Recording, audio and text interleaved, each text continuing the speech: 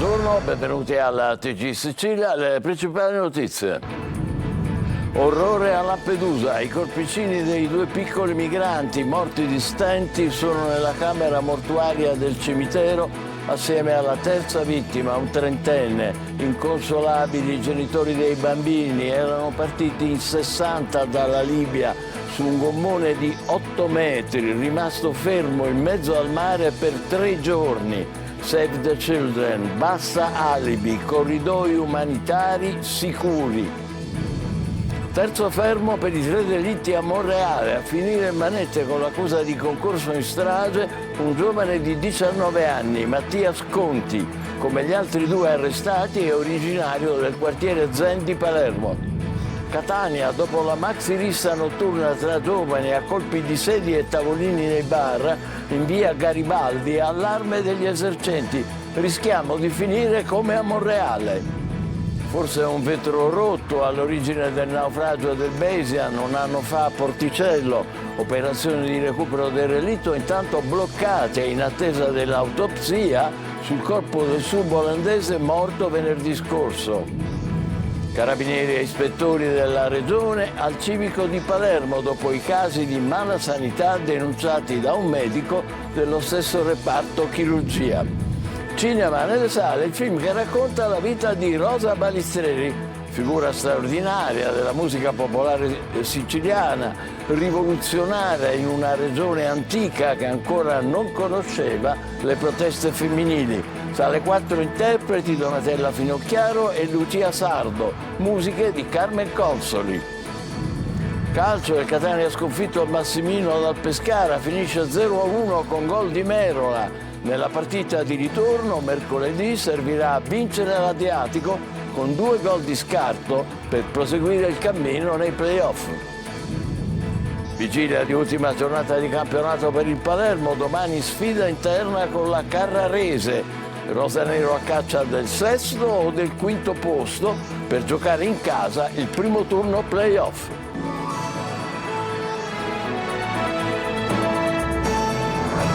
Bentrovati, sono nella camera mortuaria del cimitero di Lampedusa e i corpicini dei 2 piccoli migranti morti di stento in mezzo al mare. L'altra vittima della nuova tragedia del Mediterraneo è un trentenne.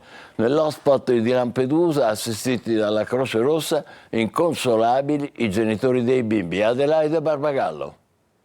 Morire di sete e di fame in mezzo al mare quando la traversata pagata $1.500 a testa prometteva un futuro di vita e speranza in terre lontane da quella di origine. L'ennesima tragedia del mare ci consegna una storia di orrore che cancella ogni barlume di umanità. I corpicini dei 2 piccoli migranti di appena 2 anni morti di stenti si trovano adesso nella camera mortuaria del cimitero di Calapisana a Lampedusa assieme all'altra vittima, un trentenne.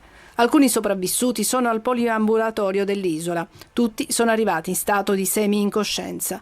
A bordo di un gommone di appena 8 metri sono partiti dalla Libia in 60. Sono rimasti per 3 giorni in balia delle onde e fermi in mezzo al mare perché, nonostante avessero pagato cara quella traversata, i trafficanti avevano fornito loro solo 7 taniche di carburante, quando ne sarebbero serviti almeno 25 per arrivare a Lampedusa. Senza acqua, senza cibo, con il sole a picco. Alcuni sopravvissuti sono arrivati con gravi ustioni. Un uomo si è gettato in acqua e non è più riemerso. I 57 rimasti sul gommone sono stati salvati dalla ONG Nadir. A piangere nell'hotspot di Lampedusa ci sono i genitori di uno dei bimbi e c'è anche la mamma della seconda vittima. I 3, tuttora sotto shock, sono assistiti dalla Croce Rossa. Neanche dopo questa ennesima tragedia nessuno reagisce, salvo Save the Children, che dice non è più il momento degli alibi. Dopo questa nuova sconvolgente tragedia dell'immigrazione, torna a lanciare un appello per l'apertura di corridoi umanitari che garantiscono la salvezza dei migranti. Ascoltiamo. Queste morti sono frutto dell'indifferenza. Chi scappa da guerre, povertà estreme, crisi umanitarie, in assenza di canali regolari e sicuri, non ha altra alternativa che rischiare la propria vita e quella dei propri cari per tentare di raggiungere un futuro possibile in Europa attraverso quella che è considerata la rotta più letale al mondo, che è il Mediterraneo. Dal 2014 risulta che 32.000 persone quasi sono morte o disperse nel Mediterraneo e questi sono numeri quasi certamente approssimati per difetto. Tutto questo è assolutamente assolutamente inaccettabile. Save the Children ancora una volta chiede che venga attivato un sistema strutturato e coordinato di ricerca e soccorso nel Mediterraneo, garantendo il rispetto dei principi internazionali e dando prova di quel principio di solidarietà che è la base fondante dell'Unione Europea, e chiede anche l'attivazione di canali regolari e sicuri per accedere all'Europa. Ieri ancora una volta abbiamo assistito all'arrivo delle salme sulle nostre coste. Il team di Save the Children presenti a Lampedusa hanno garantito fin dal primo momento un raccordo costante all'ente gestore del centro perché venissero attivate tutte le misure di protezione nei confronti dei sopravvissuti di quest'ultima tragedia del mare. Altre notizie, c'è un nuovo arresto, il terzo per la strage di Monreale costata la vita a 3 giovani uccisi nella piazza centrale della cittadina normanna. Il terzo giovane è identificato forse perché è inquadrato prima della sparatoria in un post pubblicato dalla fidanzata di una delle vittime. Cresce intanto la frustrazione dei familiari dei giovani uccisi che sentono lo Stato assente. Maglio Viola. C'è un terzo arrestato per la strage di Monreale della fine di aprile scorso, costata la vita a 3 giovanissimi del posto e che ha fatto registrare anche 2 feriti. Si tratta di Mattias Conti, 19 anni, anche lui abitante del quartiere palermitano dello Zen, esattamente come i primi 2. Sarebbe il secondo pistolero di quella drammatica notte di scontri fra monrealesi e abitanti di palermitani dello Zen e di Borgonuovo. Si unisce a Salvatore Calvaruso, accusato di essere il primo pistolero e fermato il 27 aprile, e a Samuele Acquisto, che avrebbe incitato Calvaruso e guidato la moto della fuga, fermato il 4 maggio. I primi 2 si trovano già nel carcere di Pagliarelli con arresti convalidati. Si cercano ancora invece le pistole usate per quella strage, così come all'appello mancano i conducenti delle altre 3 moto che scorazzavano fra i giovani durante la sparatoria in piazza. Il fermato di oggi è accusato di strage e lesioni personali, oltre che di porto abusivo d'armi. Intanto non c'è ancora nessuna reazione pubblica alla lettera del fratello di una delle vittime della strage di Monreale, che ha scritto al Presidente della Repubblica Sergio Mattarella e alla Presidente del Consiglio Giorgia Meloni per denunciare l'assenza delle istituzioni nella tragica vicenda costata la vita ai 3 giovani. Ho una profonda amarezza per l'assenza di vicinanza da parte delle massime autorità dello Stato, ha scritto Marco Pirozzo, 33 anni, fratello di Massimo, rimasto ucciso quella sera. Ma la movida a Catania, al TG Sicilia, il titolare del pub di via Garibaldi, dove nella notte tra venerdì e sabato c'è stata un'impressionante rissa a colpi di tavoli e sedie. Il segretario della Confederazione Esercenti, si chiama la CIDEC, Costanzo, lancia l'allarme. Speriamo di non rivivere un'altra Monreale. Tonino De Mena. Dalla movida violenta con scene da guerriglia urbana di venerdì sera alla tranquillità di una normale mattinata in un'isola pedonale affollata da tanti turisti che si recano in cattedrale. La quiete dopo la tempesta in via Garibaldi, con i turisti che affollano il centro storico e le attività di ristorazione e non che riaprono i battenti. Seppur dolorante con qualche graffio, Gioacchino Cacciola alza la saracinesca. È il titolare insieme al figlio del locale al centro delle cronache per una furibonda rissa con tanto di tavole e sedie volate per aria. E mentre i protagonisti sono stati tutti identificati dalla polizia, registriamo il suo sfogo, lui che per garantire ordine paga anche la vigilanza privata. Dobbiamo farlo perché ci dobbiamo difendere, in giro c'è chiunque, ci sono dementi, è una ferita per noi un'azione del genere. Fortunatamente in certi casi i clienti non subiscono nulla. Adesso ho qualche ferita al volto, cosa è successo? Qualcuno mi ha alzato le mani, no? È facile, no, dirlo, perché le reazioni partono sempre da qualcosa. No? Arrivati ad un certo orario la sera c'è una percezione di insicurezza, dall'anarchia sul lungomare agli episodi di cronaca a San Berillo, e c'è qualcuno che teme un'altra Monreale. Non vogliamo un'altra Monreale a Catania, per questo chiediamo da tanto tempo dei controlli che vanno oltre le 10 di sera. È impossibile che a Catania centro non ci sono dei vigili urbani dopo le 11, non ci sono poliziotti, non ci sono carabinieri. Allora l'appello che si fa è questo: vogliamo un centro storico che sia governato dalla polizia. Sulla scazzottata in via Garibaldi il Codacons ha annunciato un esposto e si costituirà parte offesa. Sempre a Catania sono stati arrestati 2 giovani scippatori seriali che facevano scippi in continuazione. Agivano nel centro storico con un ciclomotore, sfilavano gli oggetti di valore direttamente dalle mani dei malcapitati, lasciando le vittime incredule e in alcuni casi spinte a terra. Eccoli all'opera nel servizio di Desiree Ferlito. 2 giovani scippatori seriali di 20 e 24 anni sono stati arrestati dalla polizia a Catania per più furti commessi con strappo e per lesioni personali aggravate. La dinamica era sempre la stessa. Dopo aver individuato i malcapitati, i 2 scippatori a bordo di un motorino sfilano gli oggetti di valore, in molti casi il telefono cellulare, dalle mani delle vittime, approfittando della loro distrazione, per poi sfrecciare via a tutta velocità. In alcune circostanze, lo si vede in questo video, i 2 nel tentativo di rapinare un uomo lo strattonano violentemente gettandolo a terra per poi fuggire, lasciando il malcapitato sull'asfalto. Il GIP ha disposto gli arresti domiciliari con l'obbligo dell'uso del braccialetto elettronico nei confronti del 24enne e la misura cautelare in carcere nei confronti del 20enne. Giovanni Riina resta al 41 bis, lo ha deciso il Tribunale di Sorveglianza di Roma, confermando il carcere duro per il primogenito di Totò Riina, come richiesto dalla Procura Nazionale Antimafia. Per i magistrati è ancora un punto di riferimento di Cosa Nostra. C'è un vetro rotto all'origine del naufragio del Basian. È una delle ultime ipotesi che fanno gli investigatori sull'affondamento un anno fa del super yacht. Intanto a Porticello operazioni di recupero del relitto bloccate in attesa dell'autopsia sul corpo del subolandese morto venerdì scorso. Marco Gullà. Sarà l'autopsia a chiarire le cause della morte del subolandese che stava lavorando nel recupero del Baesian a Porticello. Al momento l'ipotesi più accreditata è che il sommozzatore sarebbe stato colpito da un pezzo di metallo che si sarebbe staccato per un'esplosione innescata dall'uso di una fiamma ossidrica. A Porticello nel frattempo è tutto fermo. In questi giorni doveva essere tagliato il lungo albero del veliero e invece le operazioni sono state interrotte. Continuano nel frattempo ad emergere ipotesi sul naufragio del lussuoso veliero colato a picco nella notte del 19 agosto scorso nelle acque di Porticello. Ci potrebbe essere un vetro crepato dietro alla tragedia. A riportare l'ultima ipotesi investigativa è il Corriere della Sera. Ebbene, il super yacht potrebbe aver avuto un guasto prima di arrivare nella rada, un problema alla finestra antisfondamento che separa la sala macchine dalla control room e che avrebbe avuto come conseguenza quella di far entrare l'acqua in uno dei compartimenti del veliero.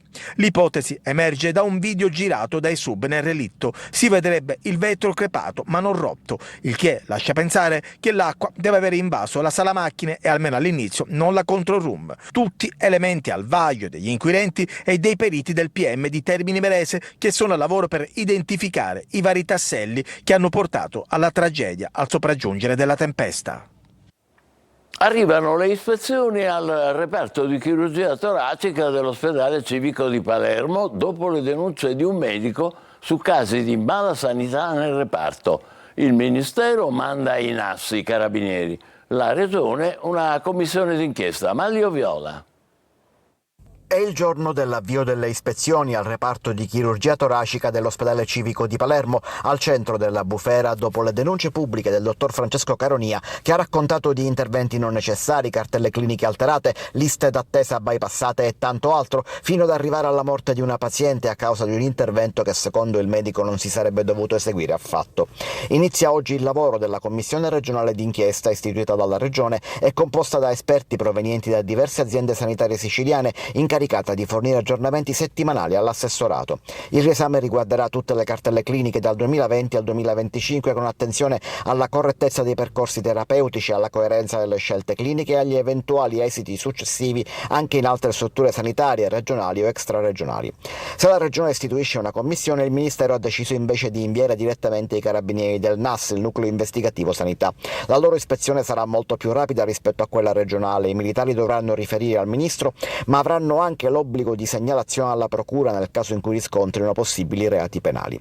Sia la Commissione regionale che i NAS potrebbero ascoltare anche il medico che ha denunciato, il deputato regionale Ismaele Lavardera, primo a raccogliere le sue confessioni, e ove necessario anche i pazienti che si sono rivolti al reparto dal 2020 in poi. Infine potrebbe essere ascoltato domani o mercoledì al massimo il dottor Caronia in convocazione davanti all'Ordine Provinciale dei Medici di Palermo.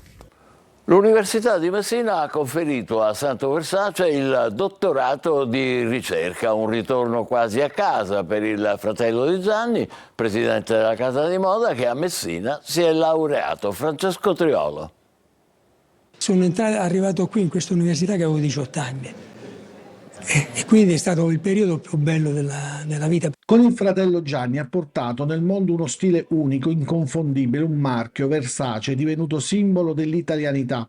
Ma Santo Versace è partito da qui, da Messina, dalla facoltà di economia e dalla laurea in quest'ateneo che adesso gli ha conferito il dottorato di ricerca honoris causa in Economics, Management and Statistics. La sua Lectio Doctoralis ha affrontato la capacità di riscoprire il lusso italiano come strumento di innovazione armonica e di inclusione. Emozionato, ha ricordato il valore delle risorse umane. Noi abbiamo sempre ragionato, anche con Gianni, che l'azienda è di chi ci lavora. L'azionista può cambiare, ma di chi ci lavora? Noi eravamo i primi lavoratori. Dopo la sfilata, dopo 2 o 3 giorni, quando Gianni recuperava, perché si faceva notte in bianco, andava a Novara a salutare le 250 sarde, a stringere la mano di ognuna di loro e dire: se c'è stato questo successo è merito vostro. Dal ruolo di presidente fondatore di Versace ha contribuito ad espandere il brand, abbigliamento, profumi, accessori, arredamento, ma sempre con l'anima italiana e del sud. Questa è l'eredità più importante, è dimostrare che si possono realizzare i sogni, si può andare oltre i propri sogni. L'eredità più importante è dire che partendo anche dalla periferia estrema puoi conquistare il mondo. E poi l'attività filantropica contro le diseguaglianze sociali con iniziative di inclusione a sostegno delle persone fragili è un messaggio lanciato ai tanti giovani presenti. Ai giovani ragazzi, provateci, credeteci e lavorate per raggiungere i vostri obiettivi, perché si può fare qualunque cosa.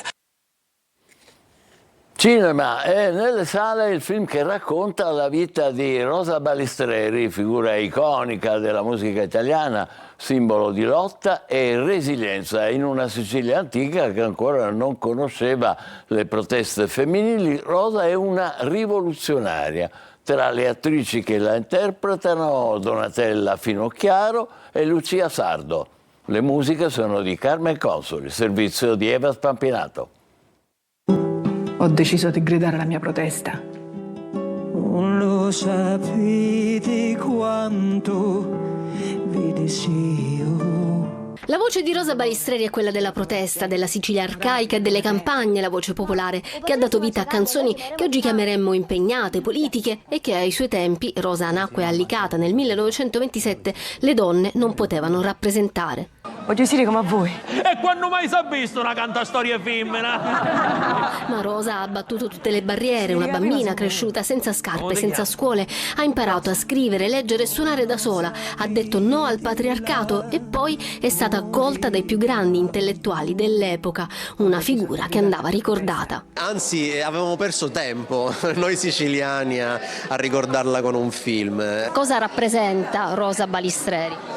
La resilienza, la rialzata. Un personaggio sfaccettato, complesso, un carattere particolare. E Paolo Licata lo ha fatto con un biopic, L'amore che ho, liberamente tratto dal romanzo di Luca Torregrossa uscito al cinema, in cui ad interpretare Rosa in diverse fasi della sua vita ci sono Anita Pomario, Donatella Finocchiaro e Lucia Sardo. Ho conosciuto Luca Torregrossa, che è il figlio nipote di Rosa, l'ho conosciuto circa 20 anni fa e gli ho detto: Luca, faremo un film su Rosa. La colonna sonora è firmata da Carmen Consoli. E c'è un aneddoto legato alla genesi del film che Paolo Licata iniziò a pensare 5 anni fa durante il montaggio di Picciridda. L'ho chiamata senza anticipare nulla, l'ho chiamata e ho detto: scusa, ma tu sai cantare? E io comincio a cantare: mi voto e mi rivoto sospirando. Ho detto: scusa, ma perché tu stai cantando questa canzone? Non lo so, è venuta di cantare queste. Ho detto: vabbè, ho capito, ti richiamo. Allora lì ho capito che in qualche modo eravamo sulla strada giusta. Le combinazioni felici. Ci fermiamo, tra poco il calcio con la delusione del Catania per la sconfitta beffa con il Pescara e la voglia del Palermo di trovare il migliore piazzamento per gli spareggi promozione in A. Vi aspetto, state con noi.